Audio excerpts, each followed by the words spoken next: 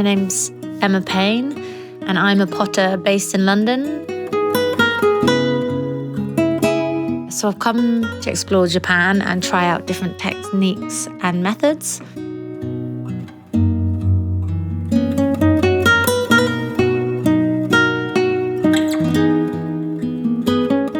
Today we've driven out into the countryside to meet Twiggy-san.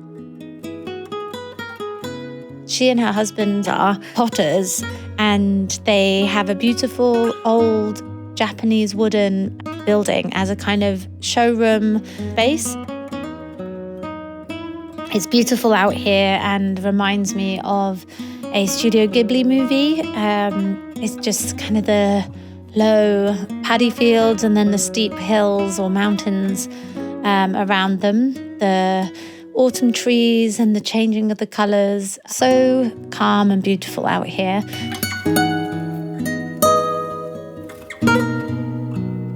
She and her husband have a kiln outside, but they're actually not using the anagama kiln at the moment. It was her husband's father's, but what they do is more of kind of a pit firing technique. They use rice husks and kind of an industrial burning chimney with the rice husks and their work piled up outside for a type of pit firing technique to get this kind of beautiful smoky texture on the outside of her wares. She likes that each piece cannot be recreated and it's kind of born from the fire.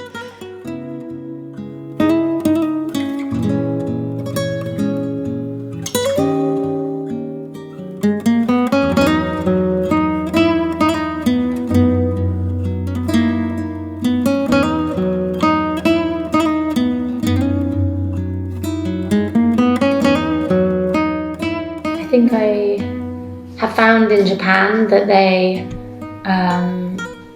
are like more honouring the history of smaller potteries, whereas we kind of got rid of them.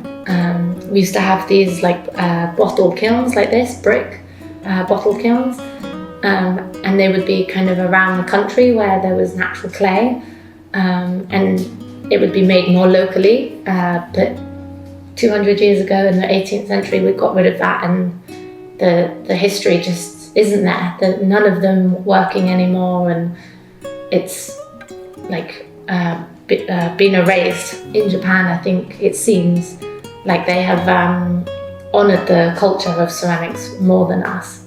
Like your husband and his father, and like we've seen kilns from generation to generation. And the knowledge has like passed down. 芸術となんていうかな、生活のそのバランスっていうか、そこの、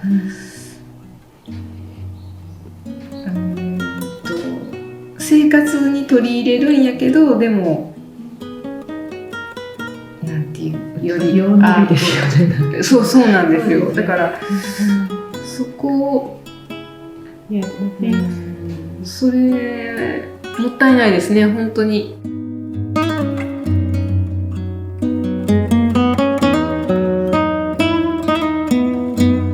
People educated on the process, how long it takes, that you can't make the same thing again and again with the fire. Yeah, they don't know what you know. それもそうなんですけど、そのあんまりこれを出すのに苦労したとかはやっぱり別に関係ないっていうか、その人にとっては全然意味がないっていうか、もちろん私たちはねすごく苦労してっていうか、この景色出ないんですよって、この景色が出ることってめったにないですよっていうのはあるんですけど、まあ、それは見る人にとっては別にね分かんなくていいっていう気持ちもあるんですよ。だからその今見えてるものが全てだから、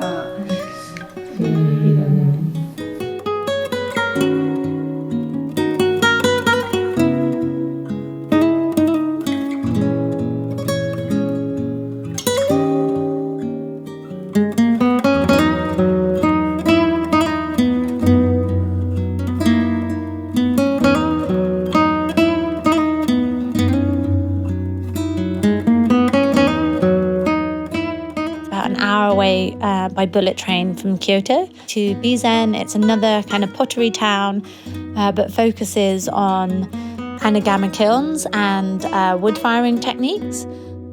So we're going to meet the very traditional Bizen potter, one that feels that carrying on Bizen pottery is what's most important, and the techniques should be honoured and carried forward and respected. Nobuhara Katsushi and his wife have a studio and gallery on the side of a hill with their home. His wife also makes lovely little kind of figurines, and he makes more kind of tableware and sculptures. He's very revered within Bizenware pottery, very known for this technique. And he also has done kind of like archaeological studies into Bizenware and sort of how this area became known for that type of firing. So naturally in this area, we find this iron-rich clay, and there's lots of hills and lots of wood. So that's why this kind of wood-fired anagama, like hillside kilns, have really taken off in this area. So it feels very local and very traditional. He only fired his anagama kiln once this year. He's just unloaded it and the space is full. It's amazing to think that he's worked for a whole year and then all of his work has gone into this one firing. I would be so nervous about putting all of my eggs into one basket and thinking, what if something goes wrong, and how will I cope if all this year's work is ruined? So he must know his techniques super well and trust the process. He really loves honouring this wood firing technique and kind of the uniqueness you get out of it. He tries to encapsulate kind of the flow of the flame across the pieces in a unique way. Bizen clay is special because it takes on the kind of the personality of the kiln and the fire. He's got a little kind of shrine to the red dragon, and in this photograph we can see the red dragon in the flame here. So the natural element, the kiln gods kind of looking after him, and then these flame patterns being encapsulated on the pieces of pottery.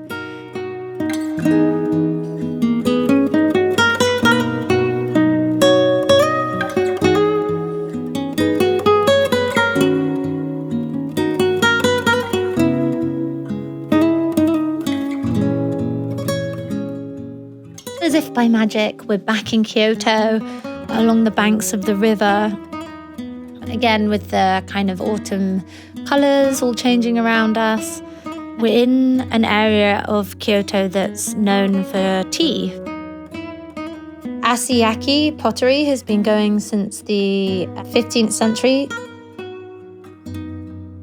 The pottery has been in the Matsubayashi family since the 1600s.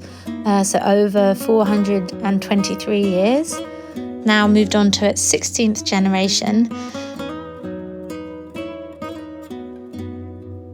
I'm very lucky to be given a throwing lesson from him.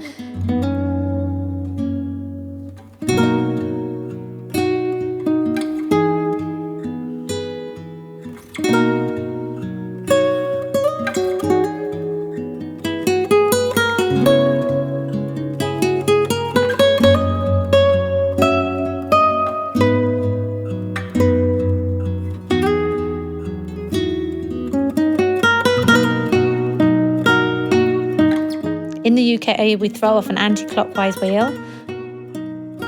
It is spinning in the wrong direction. It's proving a challenge.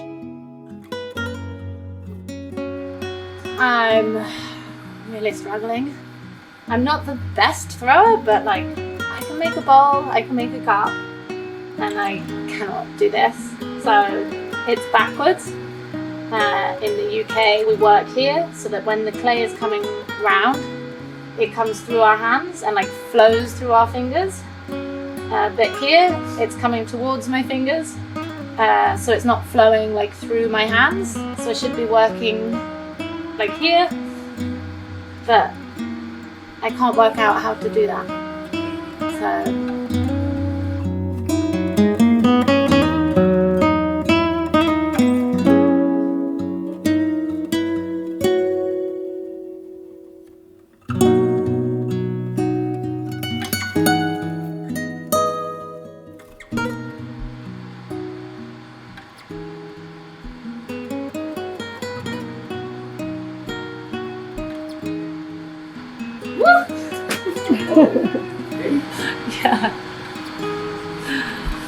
I can't do it at all. Like, I didn't think I would find it this hard. Because it's kind of backwards. Like, I can't even center the clay. Like, going the wrong way. Yeah, this is very difficult. Yeah, sorry. No, sorry. Everything's different, so maybe it's too hard. yeah. I can imagine. So.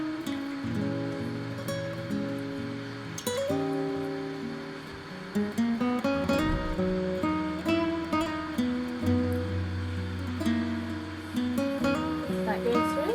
Oh. Nice, yeah. It looks exactly the same. Yeah. I mean, Yeah. Yes. will you give me a job? Yes, sure. Yeah, okay. Sure. Yeah. But you need to practice more. I am failing miserably at this, but I hope he is having a good laugh at this and he is having a realization that he is a master potter.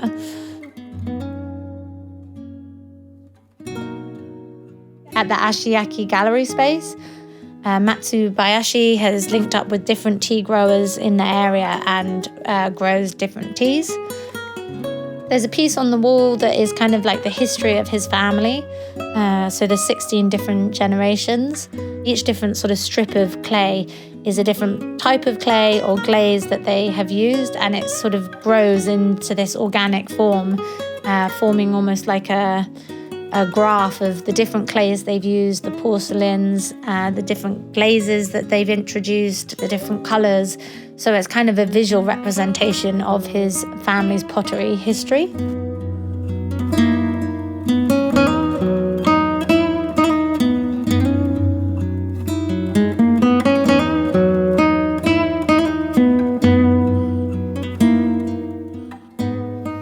I think what's been really interesting is that these potters that we've been meeting, there's such a sense of history to their family.